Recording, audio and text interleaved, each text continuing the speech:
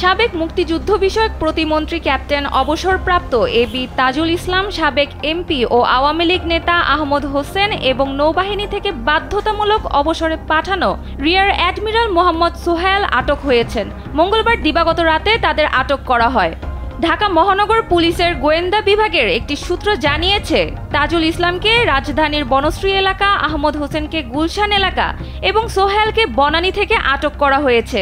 আটক অভিযানে থাকা ডিবি পুলিশের একজন কর্মকর্তা বলেন, তাদের ৩ জনকে ডিবি হেফাজতে রাখা হয়েছে। তবে কোন মামলায় গ্রেপ্তার দেখানো হবে বিষয়টি এখনই বলা যাচ্ছে না।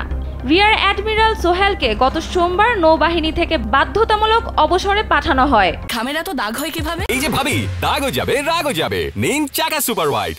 সোহেল চট্টগ্রাম বন্দরের চেয়ারম্যান হিসেবেও দায়িত্ব পালন করেছিলেন।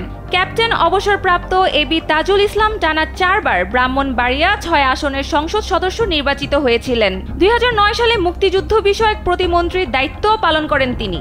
পাশাপাশি আওয়ামী লীগের মুক্তিযুদ্ধ বিষয়ক সম্পাদক পদেও ছিলেন তাজুল ইসলাম। আওয়ামী লীগের সাংগঠনিক সম্পাদক আহমদ হোসেন দ্বাদশ জাতীয় সংসদ নির্বাচনে নেত্রকোনা 5 আসনে নির্বাচিত হয়েছিলেন।